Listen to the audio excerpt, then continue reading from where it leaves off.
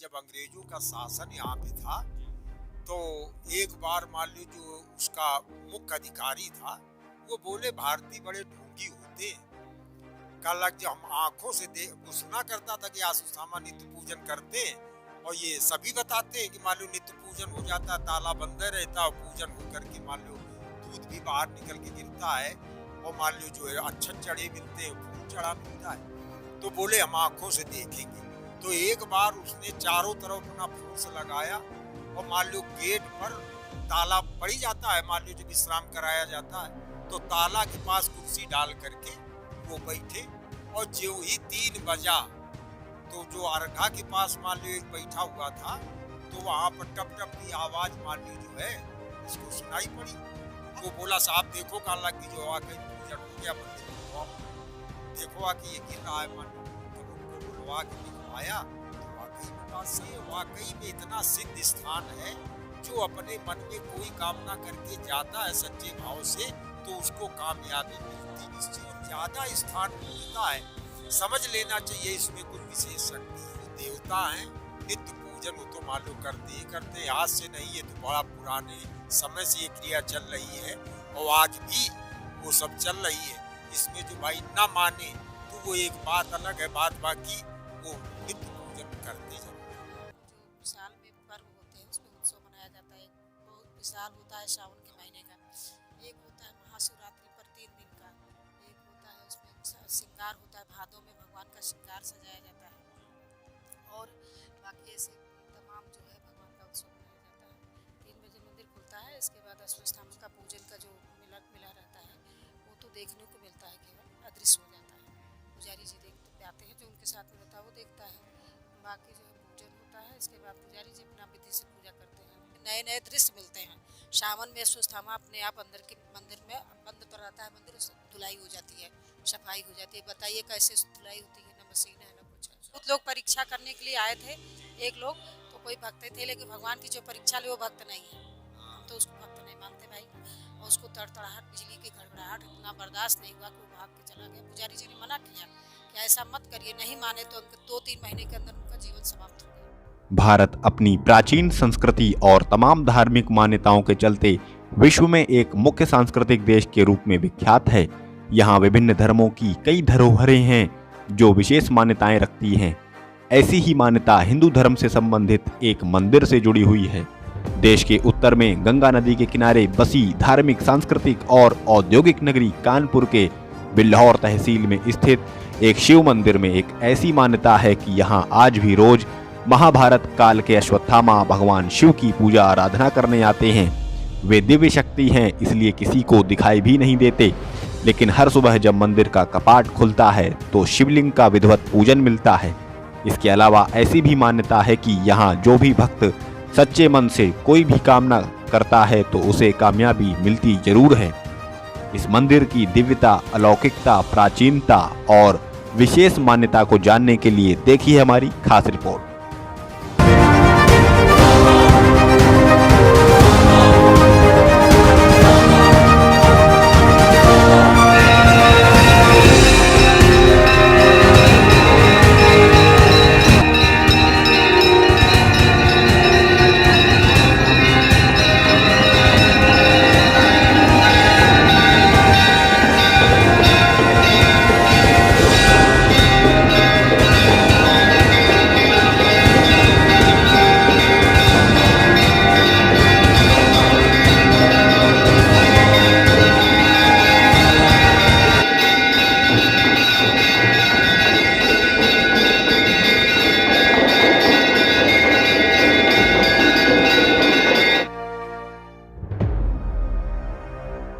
नमस्कार, इस समय मौजूद हैं कानपुर के खैरेश्वर मंदिर में, और ये मंदिर कानपुर के बिल्हौर तहसील में पड़ता है। और इस मंदिर के बारे में एक विशेष मान्यता ये है कि इस मंदिर में रोज अश्वत्थामा पूजा करने आते हैं, पूजा अर्चना करके चले जाते हैं, और ये एक विशेष मान्यता है इस मंदिर के बारे में। तो आज हम इसी मान्यता को विशेष और भी अच्छी तरीके से गहराई से जानने के लिए इस मंदिर में आए हुए हैं, और यहाँ के जो मुख्य पुजारी हैं और भी यहाँ जो लोग हैं उनसे भी जानने की कोशिश करेंगे कि और भी इस मंदिर के बारे में क्या दिलचस्प कहानियां हैं, और सबसे विशेष बात क्या इतिहास है। क्योंकि ये कहा जाता है कि ये मंदिर द्वापर युगीन है, द्वापर काल का ये मंदिर है, लगभग 5000 साल अधिक पुराना ये मंदिर है। तो और भी इस मंदिर से जुड़ी हम दिलचस्प कहानियों को समझेंगे, दिलचस्प मान्यताओं को भी समझेंगे। आपको बता दें कि खेरेश्वर मंदिर में प्रवेश करने के 2 द्वार हैं। एक द्वार उधर मुख्य द्वार है जहाँ भी हम कुछ समय पहले मौजूद थे, और एक ये द्वार है जय बाबा खेरेश्वर धाम। इस द्वार में लिखा हुआ है, दरवाजे में लिखा हुआ है, और इस द्वार से आप सीधे जा सकते हैं जो मुख्य मंदिर है इस परिसर का, जो मुख्य मंदिर आप वहाँ जा सकते हैं। और इस समय हम खेरेश्वर बाबा के इस मंदिर के जो ये मंदिर बना हुआ है यहाँ हम आ चुके हैं, और हम अंदर से देखते हैं कि अंदर जो शिवलिंग है उस शिवलिंग के अलावा और किन देवी देवताओं की यहाँ प्रतिमाएं स्थापित हैं। तो हम अंदर चलते हैं और देखते हैं। तो इस समय हम आ चुके हैं खेरेश्वर बाबा के इस मंदिर में, मुख्य मंदिर में, और ये देख सकते हैं आप, ये है मुख्य शिवलिंग, और ये वही शिवलिंग है जहाँ रोज अश्वत्थामा पूजा अर्चना करने आते हैं, और एक लंबे समय से पूजा अर्चना करते वो चले आ रहे हैं। और इस शिवलिंग के अलावा भी हम यहाँ अन्य देवी देवताओं की भी प्रतिमाएं दिखाना चाहेंगे। ये देख सकते हैं आप, श्री कृष्ण और राधा जी की ये प्रतिमा है। यहाँ कार्तिकेय जी बैठे हुए हैं। ये सूर्यदेव जी की प्रतिमा है, और ये निकास द्वार है। हाँ, पूरा शिव परिवार यहाँ विराजित है। ये गणेश जी बैठे हुए हैं, ये भैरवनाथ जी बैठे हुए हैं, ये हनुमान जी की प्रतिमा है, ये पूरा राम दरबार है। राम जी, लक्ष्मण जी, सीता जी और उनके परम भक्त हनुमान जी यहाँ बैठे हुए हैं। ये दुर्गा जी की प्रतिमा है। ये आप देख सकते हैं, ये भगवान शिव के परम भक्त कीर्ति मुख जी की ये सिर यहाँ बना हुआ है, और ये पार्वती जी बैठी हुई हैं। देवी देवताओं की प्रतिमाएं हैं, उनको हम दिखाने का प्रयास कर रहे हैं, आपको दिखा रहे हैं जी। और इधर से हम जाएंगे और इधर से देखते हैं जी। ये देख सकते हैं आप, ये विष्णु जी बैठे हुए हैं और उनकी गोद में लक्ष्मी जी बैठी हुई हैं, और ये हैं शंकर जी और उनकी गोद में बैठी हुई हैं पार्वती जी। तो ये मंदिर में अन्य भी देवी देवताओं की, कई देवी देवताओं की प्रतिमाएं हैं। राम दरबार यहाँ सजा हुआ है, यहाँ पूरा शिव परिवार है, सूर्यदेव हैं एक तरफ, और इधर दुर्गा जी की प्रतिमा है यहाँ। और यहाँ भी ऊपर भी आप देख सकते हैं काफ़ी प्रतिमाएं बनी हुई हैं। ये देख सकते हैं आप, ऊपर देख सकते हैं, यहाँ ऊपर की तरफ यहाँ कई प्रतिमाएं बनी हुई हैं। और इस समय हम खेरेश्वर मंदिर के धर्मशाला के ऊपर खड़े हुए हैं, छत पर खड़े हुए हैं, और यहाँ से कुछ और भी हम दृश्यों को देख रहे हैं। कुछ शानदार दृश्य दिख रहे हैं छत से। और यहाँ सबसे बड़ा जो दृश्य, सबसे शानदार दृश्य हम कह सकते हैं, वो ये खेरेश्वर मंदिर का ये जो गुंबद है, विशाल गुंबद है, और गुंबद के आसपास भी परिसर टाइप का है, छत है। पहला दृश्य हमने आपको दिखाया, ये जो विशाल गुंबद है, और जो कि इस समय गुलाबी कलर के रंग से रंगा गया है, बहुत ही शानदार दिख रहा है। और आसपास में खेत खलियान है, एक गांव है ये, और खेत खलियान के आगे 2 किलोमीटर दूर, यहाँ से लगभग 2 किलोमीटर दूर गंगा जी हैं, और गंगा जी के ही किनारे सरैया घाट है। वहीं लोग स्नान ध्यान करके, और यहाँ जो शिवलिंग है खेरेश्वर धाम मंदिर में, जो एक बहुत ही दिव्य शिवलिंग है, बहुत ही प्राचीन शिवलिंग है, उस शिवलिंग की लोग पूजा करते हैं, यहाँ पूजा आराधना करते हैं। तो आप यहाँ देखेंगे, कैमरामैन से मैं चाहूँगा थोड़ा सा इधर भी दिखाएं व्यूज़, कि यहाँ से लगभग 2 से 2.5 किलोमीटर दूर जीटी रोड है। खेरेश्वर मंदिर के विषय में काफ़ी कहानियाँ व मान्यताएं प्रचलित हैं। जिस जगह ये मंदिर स्थित है, कभी यहाँ जंगल हुआ करता था।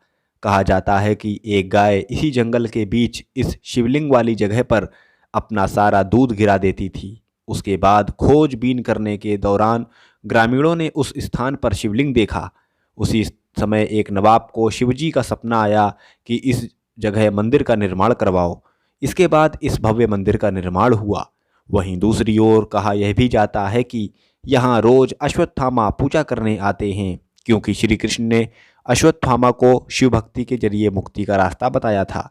इन्हीं प्रचलित कथाओं की सच्चाई को अधिक गहराई से समझने के लिए यहाँ की पुजारिन जी तथा खेरेश्वर मंदिर के ठीक बगल में स्थित राम जानकी मंदिर के पुजारी जी से बात की गई, तो उन्होंने कई जानकारियों को विस्तार से समझाया। तो इस समय हम खेरेश्वर मंदिर परिसर में हैं। जो मुख्य मंदिर आप देख सकते हैं, इसी के हम पास खड़े हुए हैं, और यहाँ हमें एक पुजारिन जी दिखी हैं जो शिव आराधना में तल्लीन हैं। और मैं इनसे जानना चाहूँगा इस मंदिर के इतिहास के बारे में, दिव्यता के बारे में, जो काफ़ी कथाएं प्रचलित हैं। काफ़ी यहाँ इस मंदिर के इतिहास के बारे में काफ़ी कथाएं प्रचलित हैं, दिव्यता के बारे में तमाम कहानियाँ, कथाएं प्रचलित हैं। तो उन सब चीज़ों की सच्चाई को और भी गहराई से जानने के लिए और भी विस्तृत रूप से उनको समझने के लिए हम इनसे बात करेंगे और इनसे जानने समझने की कोशिश करेंगे। तो सबसे पहले तो आपका क्या नाम है और आपका यहाँ क्या जिम्मेदारी है इस मंदिर में? जिम्मेदारी हमारी है यहाँ के जो है हमारे घर से ही है, जेठ लगते वो पुजारी जी हैं, पूजा के पद पर रहते हैं। जी पूजा का काम है उनका। जी बाकी हम तो भजन करते हैं, भगवान की सेवा करते हैं भैया। और यहाँ पर जो 3-4 लोग हैं सभी लोग मिल करके भगवान की सेवा पूजा करते हैं। और बाकी भगवान का जो है ये मंदिर द्रोणाचार्य से स्थापित किया गया है, द्वापर का है। और बाकी इसमें यहाँ पर जो साल में पर्व होते हैं उसमें उत्सव मनाया जाता है, बहुत विशाल होता है सावन के महीने का। एक होता है महाशिवरात्रि पर 3 दिन का, एक होता है उसमें श्रृंगार होता है, भादों में भगवान का श्रृंगार सजाया जाता है। और बाकी ऐसे तमाम जो है भगवान का उत्सव मनाया जाता है। और 4 बार पूजन होता है भगवान का, बहुत विधान से।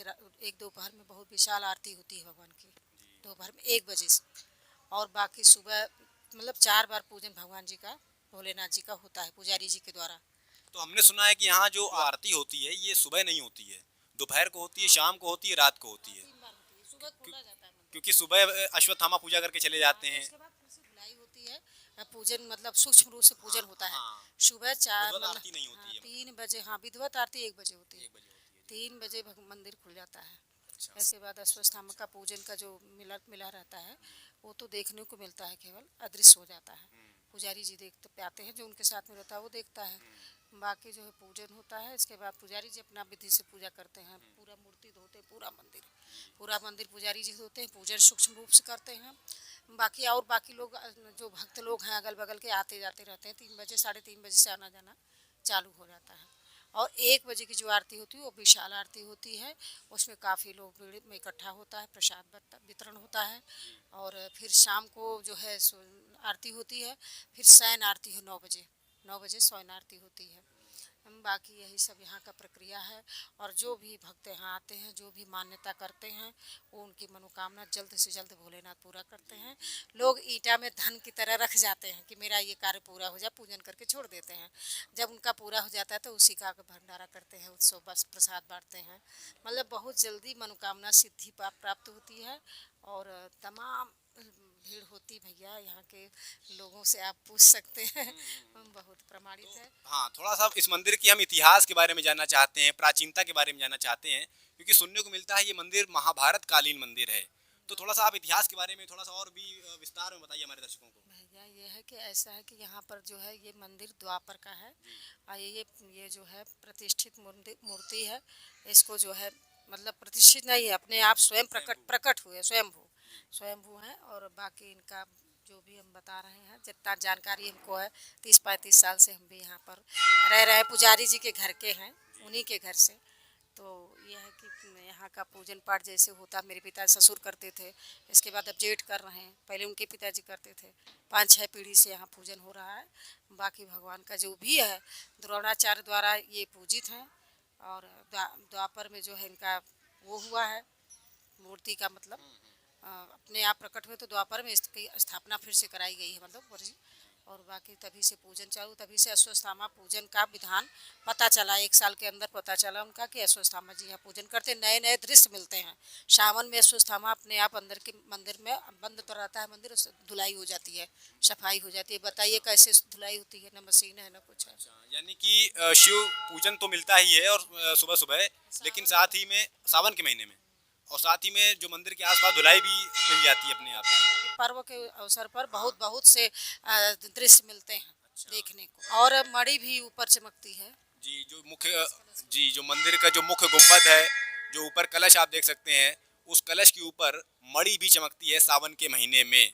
तो जो मणि है ये हर आदमी देख सकता है, आम नागरिक देख सकता है, या कुछ ही खास लोगों को या विशेष जो शिव भक्त हैं उन्हीं को देखने को मिलता है। सबको नहीं दिखाई पड़ते हैं। जी। जो बहुत लोग आते हैं कि लाइए आप भी देख लीजिए, तो उनको दिखाई नहीं पड़ता। जिस पर भगवान की कृपा भोलेनाथ की होती है उसी को दिखाई पड़ते हैं। बहुत चमक होती है, बहुत लाइट होती है कि मतलब प्रकाश का कोई सीमा नहीं है, और सबको दिखाई नहीं पड़ते।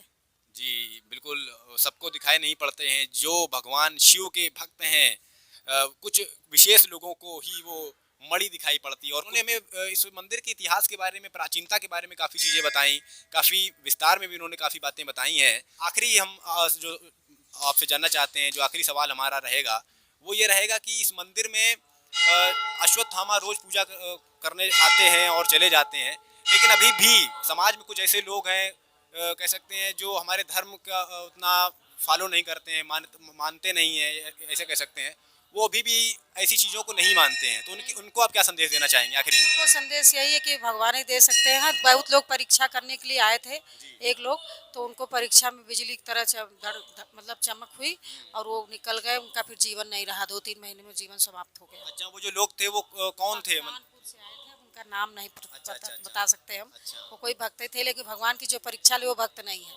हाँ। हम तो उसको भक्त नहीं मानते भाई, हैं? जो भगवान की परीक्षा लेने आए वो भक्त नहीं है। जो मनुष्य को नहीं देख पाता, मनुष्य को नहीं देख पा रहा, तो भगवान को देखने के लिए कैसे आस्था, हम कैसे माने कि वो भक्त है? वो देखने के आए तो उसका जीवन ही समाप्त हो गया और उसको तड़तड़ाहट, बिजली की घड़घड़ाहट इतना बर्दाश्त नहीं हुआ कि वो भाग के चला गया। पुजारी जी ने मना किया कि ऐसा मत करिए, नहीं माने तो उनके 2-3 महीने के अंदर उनका जीवन समाप्त हो गया। अच्छा, तो ये कब की बात है, कितना समय हो गया? काफी दिनों का है, काफी दिनों समय हो का। गया। अच्छा।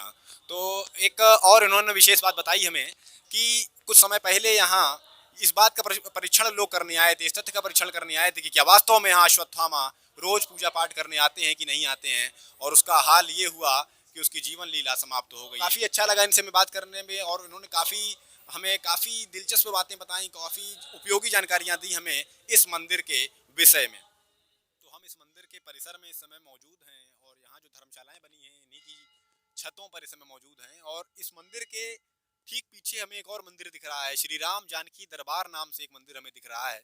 तो हम वहाँ भी जाएंगे और जानने और समझने की कोशिश करेंगे कि क्या उस मंदिर का इस मंदिर से कोई संबंध है, क्या उस एक विशेष मान्यता जो उस मंदिर से जुड़ी हुई है, जो इस मंदिर से भी जुड़ी हुई हो, क्या ऐसा भी कुछ है, ये हम जानने समझने का प्रयास करेंगे। और इस समय दूर से देखने पर लग रहा है कि वहाँ आरती चल रही है, संध्या काल हो चुका है समय। तो अब मुझे ऐसा लग रहा है कि वहाँ जो पंडित जी हैं, पुजारी जी जो हैं, वो आरती में व्यस्त हैं। तो हम आ चुके हैं खिरेश्वर मंदिर से मुश्किल में 20 से 30 मीटर दूर स्थित श्री राम जानकी दरबार में, और यहाँ पीछे देख सकते हैं स्पष्ट रूप से खिरेश्वर मंदिर का जो गुंबद है, जो मुख्य मंदिर का जो गुंबद है वो दिख रहा है, स्पष्ट रूप से दिख रहा है। तो इस मंदिर की मान्यताओं के बारे में भी हम यहाँ के पंडित जी से, यहाँ के पुजारी जी से जानना चाहेंगे कि क्या इतिहास है इस मंदिर का और क्या मान्यताएं हैं। तो अंदर चलते हैं और जानने का प्रयास करते हैं। तो इस समय हम मौजूद हैं श्री राम जानकी दरबार मंदिर में, जो कि खैरेश्वर मंदिर से थोड़ी ही दूर स्थित है, और हमारे साथ इसमें मौजूद है मंदिर के मुख्य पुजारी। तो पंडित जी, सबसे पहले आप अपना परिचय बताइए, और इस मंदिर के थोड़ा सा इतिहास के बारे में हम जानना चाहेंगे कि इस मंदिर का निर्माण कब हुआ, श्री राम जानकी दरबार मंदिर का निर्माण कब हुआ, किसने कराया, और उसके पीछे क्या वजह रही, क्या इस मंदिर का जो मान्यताएं हैं, क्या उस मंदिर से भी कुछ संबंध है, ऐसा कुछ भी है। तो इन सब चीज़ों के बारे में हम आपसे जानना चाहते हैं। ये अनिल शुक्लवारसी लक्ष्मी और उनकी पत्नी प्रतिभा शुक्ला, जो वर्तमान में इस समय मान लो राज्य मंत्री हैं, और वो भूतपूर्व सांसद हैं, अनिल शुक्लवारसी, उन्हीं के द्वारा इसका निर्माण हुआ है। ये 2013 में इसका निर्माण हुआ था। उस वक्त जो है दोनों लोग घर में, ये मान लो जो इनकी पत्नी थी वो विधायक थी और वो सांसद हुए थे। तो सब लोगों ने प्रेरित किया कि कोई ऐसा कार्य यहाँ करो जिससे आपका नाम हमेशा के लिए रोशन हो जाए। तो इस वजह सबकी जनता की मांग पर उन्होंने इस मंदिर का निर्माण करवाया, और ये बड़ा सिद्ध स्थान है। यहाँ तो और तो ज़्यादा तारीफ चूँकि हम नहीं कर सकते हैं, लेकिन इतना अनुभव करके हमने ज़रूर देखा है कि यहाँ पर अपने शादी विवाह करने वाले लड़कियों को दिखाने की तांता लगी रहती है। बहुत लोग आते हैं, और जो संबंध आए भगवान की दया से देखा है कि प्रभु भोलेनाथ की और मैया की ऐसी कृपा है कि वो जोड़ा ज्यादातर यहाँ से काम सिद्ध होकर के गया है। तो ये माता जो, अच्छा, खैरेश्वर बाबा और इनमें कोई फर्क नहीं है, मानो तो परमात्मा सब एक ही है, लेकिन ये है वो पुरात्मिक स्थान है। ये खैरेश्वर मंदिर जो है बड़ा सिद्ध स्थान है। ये मूर्ति निकली हुई है जमीन से, ये स्थापित नहीं कराई गई है, जहाँ से निकली थी वहीं पे मान लो लोगों ने इसको स्थापित कर किया है। पहले ये बड़ा जंगल था, जंगल में नित्य मान लो चरवा लोग आते थे, तो एक गाय जो थी उसके झुंड में ब्याई हुई गाय वो जा करके उसी मान लो अंदर घुस जाती थी और जहां पर शंकर जी की लाट थी वहां पर खड़ी होकर के उसी पर दूध चुआना शुरू कर देती थी। तो उसका नियम था, जो भी दूध होता था सब टपक जाता था।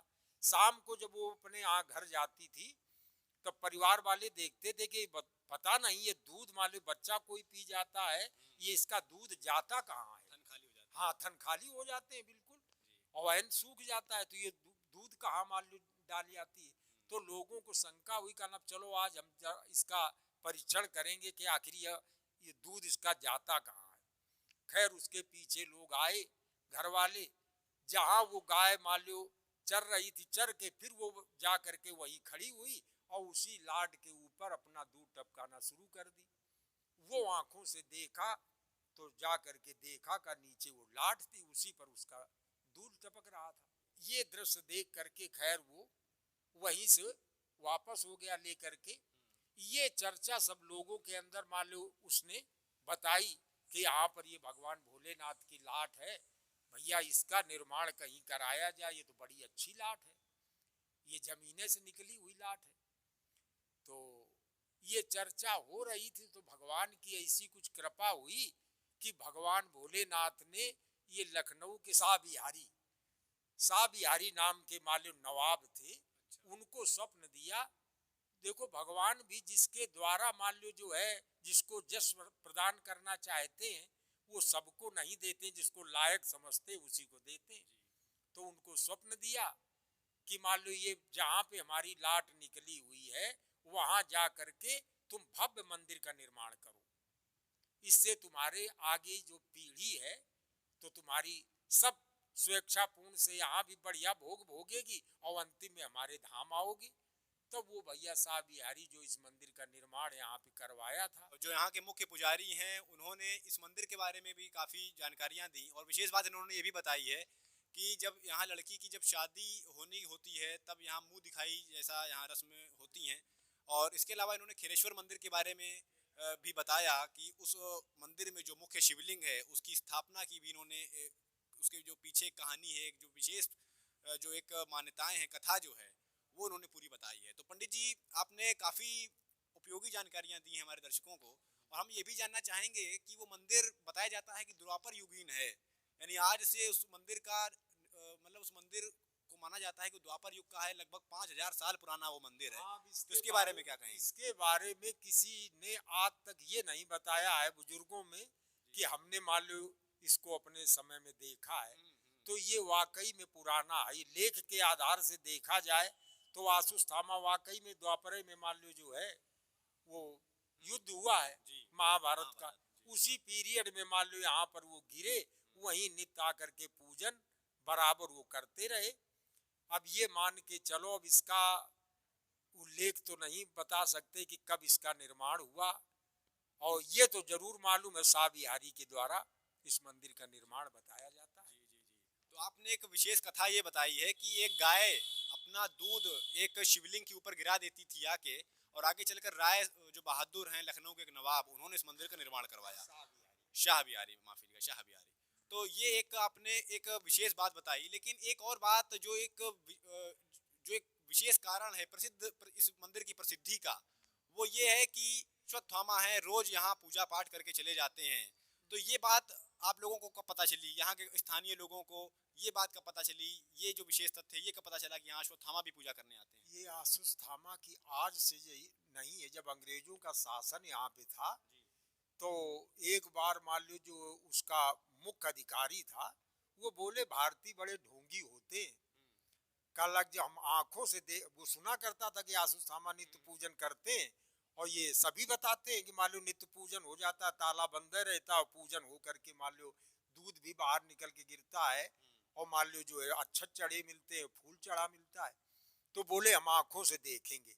तो एक बार उसने चारों तरफ अपना फोर्स लगाया और मान लो गेट पर ताला पड़ ही जाता है, मान लो जब विश्राम कराया जाता है तो ताला के पास कुर्सी डाल करके वो बैठे कि चलो इसको देखो, आज परीक्षण करो, आज जागरण करेंगे, देखेंगे असलियत इसमें क्या है।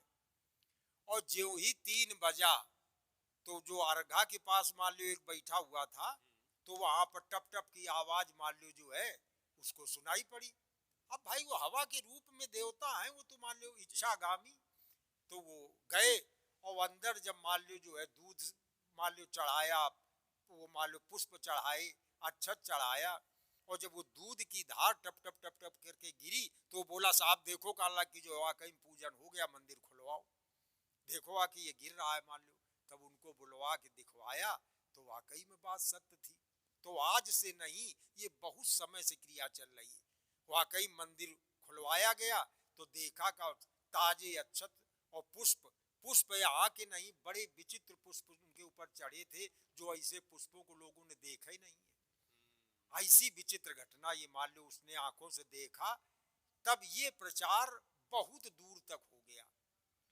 ये वाकई में इतना सिद्ध स्थान है, जो अपने मन में कोई कामना करके जाता है सच्चे भाव से तो उसको कामयाबी मिलती निश्चित है। ये शक्ति है इस मान लो जो है सिद्ध स्थान। जैसे सिद्ध स्थानों में लोधेश्वर बाबा, खेरेश्वर बाबा और ये बनी पारा में जो है ये एक जैसी मान लो जो है स्थापना की हुई लगती है ये मूर्तियां, और हर जगह का प्रभाव बहुत अलग है।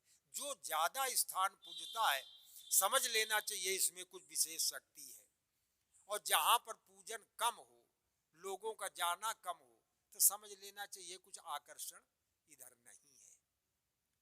तो आकर्षण अब यहाँ तो एक बार देखा तो कलकत्ता के लोग आए थे। अच्छा। हम दोपहर आरती में जाते थे तो हम बैठे थे, तो उनकी भाषा में कुछ समझ में ना, पहले थाल आल जो लगता था तो हम लगवाते थे, सब मान लो आरती में खड़े होते थे सब। तो उनकी आवाज हम देखी तो हमने कहा भैया आप कहाँ से आए? तो बोले अच्छा वो सब भाषा जानते थे, हमारी भी समझ गए। कल हम भैया कलकत्ता से आए। तो हम कहा ऐसी कौन खूबी यहाँ तुमने देखी जो कलकत्ता से यहाँ, और कोई मंदिर है तुमको ऐसा नहीं मिला कि कलकत्ता से यहाँ पर आए? बोले काला यहाँ हमने इंटरनेट पे देखा था कि नित्य डेली पूजन आसुस्थामा करने आते हैं और ताला बंदे रहता है, पूजन पूजी लाट मिलती, तो बस यही विशेषता की वजह से वहां से हम सपरिवार आए हुए हैं। कल हम गाड़ी से आए मान लो। तो हम कहा यार वाह भाई वाह, उनका बात तो भैया सत्य है। खैर मान लो जो अच्छी जगह आप आए हैं, अहो भाग्य है जो भगवान आपके ऊपर कृपा की। तो यहाँ का वाकई में बड़ा सुंदर प्रभाव है। भगवान भोलेनाथ अगर सच्चे भाव से वो आया है तो उसको फल की कामयाबी निश्चित मिलेगी। ये हमने देखा है और कई लोगों से सुना भी है कि भैया हम आए थे फला काम से, यार वाकई हमारा काम एक ही बार आने से हो गया। काफी इन्होंने दिलचस्प बातें हमें बताई हैं। और पंडित जी आपसे हम आखिर में एक और बात जानना चाहेंगे कि यहाँ समय समय पर कई मीडिया संस्थानों के लोग आते हैं और उन्हें अभी भी भरोसा नहीं होता है, विश्वास नहीं होता है कि वास्तव में अश्वत्थामा पूजा करके चले जाते हैं, जबकि इस बात के प्रमाण मिलते हैं। सुबह जब होती है तब यहाँ शिवलिंग पर विधिवत पूजा अर्चना की हुई वो शिवलिंग मिलती है, पूरा प्रमाण मिलता है, फिर भी लोग विश्वास नहीं करते हैं। और समाज में आज के समय में ऐसे तमाम अभी भी लोग हैं, तो आप उनको क्या संदेश देना चाहेंगे? हाँ तो हम तो भाई यही कहेंगे कि वो देवता हैं, नित्य पूजन वो तो मान लो करते ही करते हैं, आज से नहीं, ये तो बड़ा पुराने समय से ये क्रिया चल रही है और आज भी वो सब चल रही है। इसमें जो भाई ना माने तो वो एक बात अलग है, बाद बाकी वो नित्य पूजन करते जरूर हैं। जी, तो नित्य पूजन करते जरूर हैं, ये इन्होंने आखिर में कहा है। और काफ़ी उपयोगी हमें इनसे ज्ञान मिला और काफ़ी कुछ सीखने को भी, जब बड़े बुजुर्गों के पास बैठते हैं तो काफ़ी कुछ सीखने को भी मिलता है। और जब भगवान की लीला को जब हम लोग सुनते हैं तब एक विशेष आनंद जो है वो मिलता है। तो बहुत बहुत धन्यवाद आपका कि आपने हमें काफ़ी कुछ बताया, न केवल इस मंदिर के विषय में बल्कि उस मंदिर के भी विषय में, वहाँ के इतिहास के बारे में, वहाँ की मान्यता के बारे में, और कुछ आपने और भी दिलचस्प रोचक कहानियाँ भी सुनाई आपने हमें, और हमारे दर्शकों को भी आपने काफ़ी कुछ बताया। इसके लिए बहुत बहुत धन्यवाद। इस मंदिर की दिव्यता के जितने बखान किए जाएं कम ही हैं। अश्वत्थामा के रोज आने की मान्यता हो या गाय के दूध गिराने के दौरान मिले प्राचीन शिवलिंग की मान्यता, ये सभी इस मंदिर की दिव्यता और अलौकिकता के पुख्ता सबूत हैं। कानपुर के शिवराजपुर से कैमरामैन श्रेष्ठ त्रिपाठी के साथ मैं शिवांग द्विवेदी, खबर ज्ञान।